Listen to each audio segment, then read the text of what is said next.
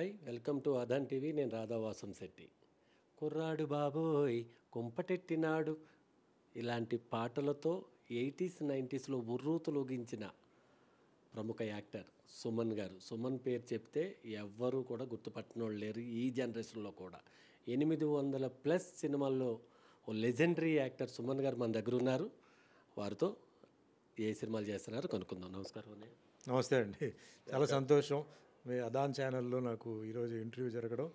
And I hope ఈ interview చాలామందికి, అంటే నా గురించి మా అందరికీ తెలుసు, బట్ ఇప్పుడున్న జనరేషన్ కొందరికి తెలియకపోవచ్చు. సో మీరు ఇప్పుడు అడుగుతున్న కొన్ని ప్రశ్నల ద్వారా కొన్ని డౌట్స్, కొన్ని నేను ఎవరు ఏంటి అనేది ఇంకా క్లారిటీ రావాలి, వస్తుంది అనుకుంటున్నానండి. థ్యాంక్ యూ అండి. థ్యాంక్ యూ అన్నయ్య, అదాన్ టీవీకి సమయం ఇచ్చినందుకు. సుమన్ అంటే ఏం చెప్తారు? చూడండి, నేను ఒక చాలా మిడిల్ క్లాస్ ఫ్యామిలీ నుంచి వచ్చిన ఒక హీరో అండి. తర్వాత ఒక సినిమా యాక్టర్ అవ్వాలి అలాంటి ఏ అంబిషన్ లేదు. నేను పుట్టింది పెరిగింది చెన్నైలో. మా అమ్మగారు కాలేజ్ ప్రిన్సిపల్, నాన్నగారు ఇండియన్ కార్పొరేషన్ మేనేజర్. నేను ఏదో స్కూల్లో కాలేజీలో అలా చదివి అలా ఉంటున్నాను. కరాటేలో నేను బ్లాక్ బెల్ట్. చిన్నప్పటి నుంచి మా అమ్మగారు పంపించారు. మా అమ్మగారు చిన్నప్పుడు 6వ క్లాస్లో ఉన్నప్పుడు భగవద్గీత సంస్కృతిలో నేర్చుకోవాలని చెప్పి నాకు ట్యూషన్ పెట్టారు. అలాగే కరాటే ట్యూషన్ కూడా నాకు పెట్టారు. అంటే ట్యూషన్ అంటే మా ఇంటి ముందే కరాటే క్లాస్. అప్పుడు ఎందుకురా భగవద్గీత మనకు ఎందుకు, కరాటే ఎందుకు అని అనుకున్నాను. తర్వాత కరాటేలో ఎక్సర్సైజ్ నీ ఫిట్ ఫీలింగ్ వచ్చింది. ఇంకా అది నాకు ప్యాషన్ అయిపోయింది, పిచ్చి అయిపోయింది. ఇంకా అది చెప్పినా చెప్పకపోయినా డైలీ ఆ క్లాస్కి ఏదైనా సరే మిస్ అవుతాను, కానీ అది మట్టికి మిస్ అవ్వకుండా వెళ్ళి అతి చిన్న వయసులో నాకు బ్లాక్ బెల్ట్ నాకు వచ్చింది. ఆ రోజుల్లో బ్లాక్ బెల్ట్ అంటే చాలా కష్టం, ఇప్పుడు చాలా ఈజీగా ఉంది.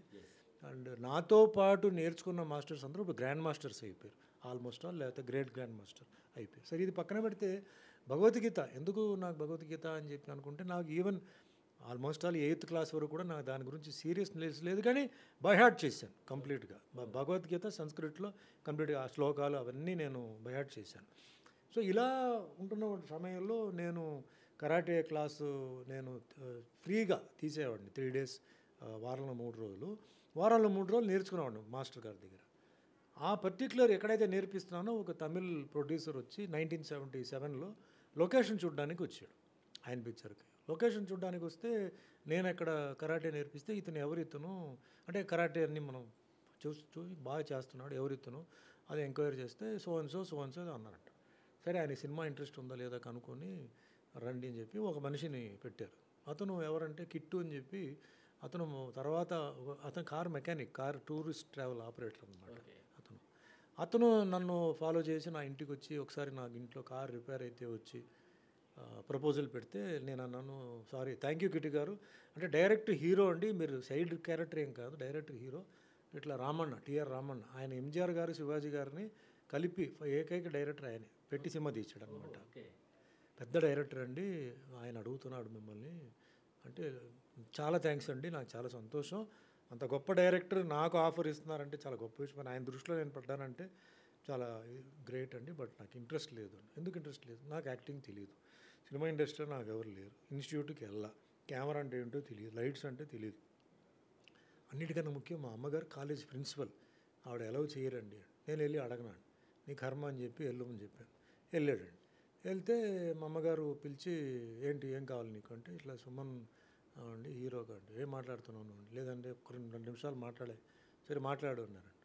మాట్లాడితే ఆయనకి అన్ని హీరో లక్షణాలు ఉన్నాయి, సో కరాటే కూడా బాగా చేస్తే, కరాటే చేస్తే హీరో లక్షణాలు ఉంటే అయిపోతారేంటి, యాక్టింగ్ తెలియవద్దా అంటే, లేదండి ఇట్లా ఒక డైరెక్టర్ బాగా ఇంట్రెస్ట్గా ఉన్నారు, ఆయన పిక్చర్ ఇప్పుడు స్టార్ట్ అవుతుంది, దానికి హీరో కావాలి, ఈయనైతే కరెక్ట్ హీరో, సో కొంచెం చూడండి అంటే, సరే నేను ఆలోచిస్తా అని చెప్పి పంపించేశారు. సాయంత్రం నేను కాలేజీ నుంచి వస్తే, ఏంట్రా ఇట్లా అడుగుతున్నారు, నీ అభిప్రాయం ఏంటంటే, నేనా నీకేమైనా పిచ్చి పట్టిందా, వేరే వాళ్ళు చెప్తే పర్లేదు, నువ్వు ప్రిన్సిపల్గా ఉండి నువ్వు చెప్తావా, నాకు ఆశ్చర్యంగా ఉందంటే, లేదు నేను నిజంగా చెప్తున్నా, నాకు ఎందుకో అది ప్రొఫెషన్గా తీసుకుంటే తప్పేంటి, ఏదైతే ఏంటి అది మన భక్తితో అది మనం చేస్తే అది ప్రొఫెషన్, గొప్ప ప్రొఫెషన్ అవుతుంది, మనకు అన్నం పెడుతుంది, నేను ఆలోచించన్నా. సరే నేను ఆలోచిస్తాను చెప్పి ఆ రోజు ఈవినింగ్ ఆలోచించాను. మరుసటి రోజు సండే అయింది. మా ఫ్రెండ్స్తో డిస్కస్ చేస్తే వాళ్ళు అన్నారు, అవకాశం నేను వెతుకొని వస్తుంది, ఒప్పుకోరాను, వద్దని చెప్పొద్దు అంటే, అలా కాదు ఇట్లా నా మైనస్లు చెప్పాను. అంటే నాకు డ్యాన్స్ తెలియదు, ఇది తెలియదు, ఒక కరాటే తప్పితే ఇంకేం తెలియదు, పర్సనాలిటీ అయితే మంచి పర్సనాలిటీ ఓకే. బట్ అందరూ ఫోర్స్ చేసిన తర్వాత సరే ఇంకా చూద్దామని చెప్పి మండే నేను ఫోన్ చేసి రావే కిట్టు అంటే వచ్చాడు. అదే వెళ్ళాను, ఆఫీస్కి వెళ్ళాను. వెళ్తే జనాలు అక్కడ అంటే ఛాన్స్ కోసం అంతా నుంచున్నారు, అబ్బాయిలు అమ్మాయిలు అందరూ ఉన్నారు. లోపలికి వెళ్తే ఆయన పెద్ద ఆయన టిఆర్ రామన్ ఉన్నారు. చూడంగానే లేచి వచ్చి నన్ను హక్ చేసి నువ్వే నా హీరో అది అన్నారు. ఉన్నాడు సార్, నేను మాట్లాడడానికి వచ్చాను, సరే కూర్చో, ఏం తీసుకుంటావు అది చెప్పి. సార్ నేను చాలా అదృష్టం, సంతోషం.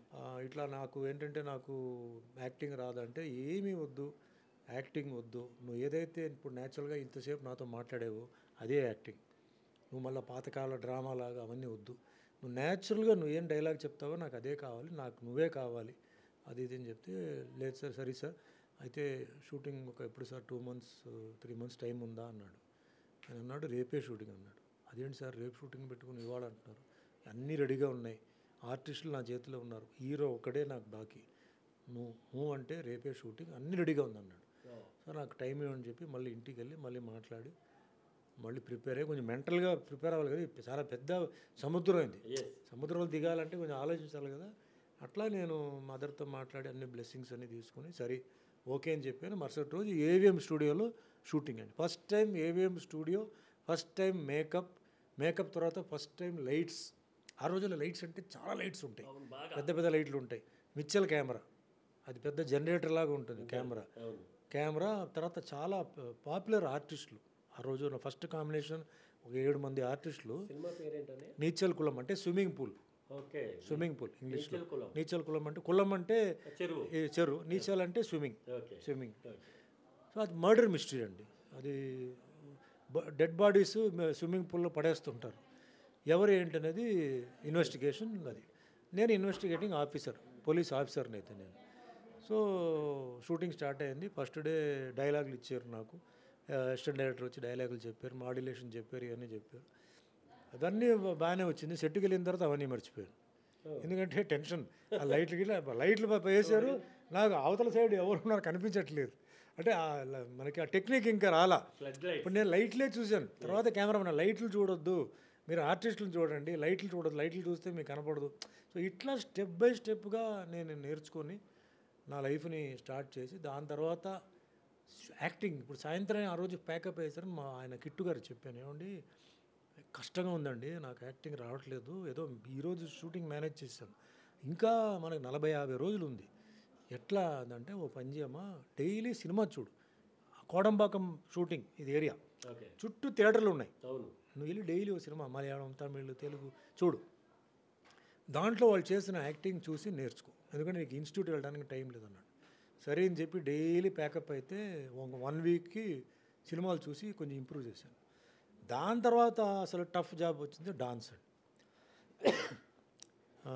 సుందరం మాస్టరు ప్రభుదేవ ఫాదర్ అంటే రిహర్సల్ పెట్టారండి. రిహర్సల్ పెడితే ఆయన అన్నాడు, సుమన్ గారు మీరు డాన్స్ నేర్చుకోవాలి, ఎందుకంటే బయట డాన్స్ చేయడం వేరే, సినిమా డాన్స్ వేరే అన్నాడు. మాస్టర్ ఎట్లా మాస్టర్, నాకు షూటింగ్ ఏమో ఉంది మార్నింగ్ అంటే, ఉదయం 5 to 6 వెళ్ళు అన్నారు.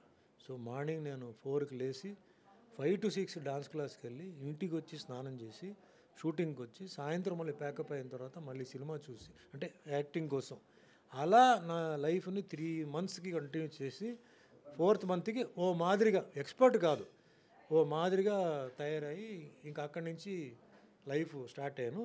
అంటే ప్రొఫెషన్గా ఇది తీసుకుందాం ఎప్పుడు డిసైడ్ చేశానంటే, ఈ షూటింగ్ ఫినిష్ అవడానికి ముందే నాకు 4 సినిమాలు ఆఫర్ వచ్చిందండి. అంటే ఈ సినిమా హిట్టా ఫట్టా తెలీదు. అది తెలుగులో ఇంటింటి రామాయణ సినిమా, చంద్రమోహన్ గారి క్యారెక్టర్ నాకు ఇచ్చారు, కామెడీ క్యారెక్టర్. అది చాలా చంద్రమోహన్ గారు గ్రేట్. తమిళ్లో, తెలుగులో ఇంటింటి రామాయణ, తమిళ్లో నేను చేశాను. ఆయన గ్రేట్ యాక్టర్ అండి చంద్రమోహన్ గారు. అసలు ఆయన టైమింగ్ కానీ అవి కానీ కష్టం, బట్ చేయించారు. పి మాధవ్ అని చెప్పిన ఒక డైరెక్టర్ చేశారు, దాంట్లో మంచి పేరు వచ్చింది. ఇంకా వరుసగా ఇంకా స్టార్ట్ అయిపోయి ఇంకా అక్కడి నుంచి ఇంకా అది ప్రొఫెషన్గా మారిపోయింది. సరదాగా ఏదో చేద్దామని అనుకున్న ఒక విషయం ప్రొఫెషన్ అయిపోయింది. ఇప్పుడు మ్యాటర్ ఏంటంటే సార్, అందరూ నాలాగా అవడం కష్టం, ఇవి చాలా రేర్గా జరుగుతుంటాయి అక్కడెక్కడ. సినిమా ఇండస్ట్రీ సంబంధం లేదు, మనకి యాక్టింగ్ తెలియదు, టాలెంట్ లేదు, కానీ టాలెంట్ ఉన్నట్టు మనం యాక్ట్ చేయడం, ప్రూవ్ చేయడం. ఈ 47 సంవత్సరాలు cinema, 800 films, 11 languages, language after language, language after language. Tamil తర్వాత తమిళ్ 88, 89, 78, 79, 80 అండి, 81 తెలుగు. 90 కన్నడ, తర్వాత 99, 98, 99 మలయాళం. ఇట్లా అసలు ఆఫర్ రావడం మొదలయ్యి ఇంకా నేను కంటిన్యూస్గా సౌత్ లాంగ్వేజెస్ అన్నిట్లో నేను యాక్ట్ చేయడం మొదలుపెట్టాను. తెలుగులో 100 సినిమాలు హీరోగా కంప్లీట్ చేయడం చాలా గొప్ప విషయం. ఇది నా రికార్డ్. 50 ఫిలిమ్స్ తమిళ్లో హీరోగా, 25 ఫిలిమ్స్ కన్నడలో హీరో, అంటే 175 సినిమాలు నేను చేశానా అని నాకు నమ్మకం లేదు, కానీ చేశాను. ప్రూఫ్ ఉంది, దాని రికార్డులో ఉంది అది.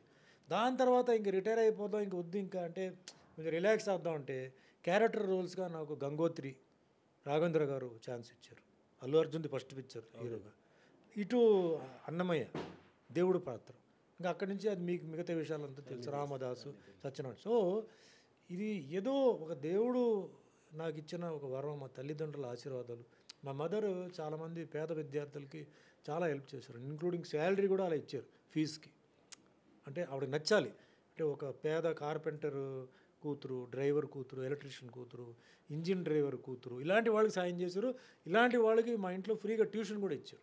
అలా గొప్ప గొప్పవాళ్ళు, అంటే సోహన్ బాబు గారు కూతురు మృదుల గారు అని చెప్పి మా ఇంటికి వచ్చి ట్యూషన్ చేసేవారు. ఇంకా వేరే వాళ్ళు అలా మన కృష్ణ గారు కూతురు పద్మావతి గారు కూడా మా మదర్ స్టూడెంట్.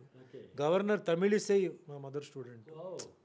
సో ఇట్లా నాకు చెప్పుకోవాలంటే చాలా పెద్ద లిస్ట్ ఉంది. అంటే తెలుగు వాళ్ళు వెంటనే గుర్తుకు వాళ్ళు కొందరు, ఇంకా తమిళ్ వాళ్ళు చాలామంది ఉన్నారు. తమిళ్లో అంటే పెద్ద పెద్ద అఫీషియల్స్ ఈరోజు వాళ్ళు సెక్రటరీ, ఐఏఎస్ సెక్రటరీ.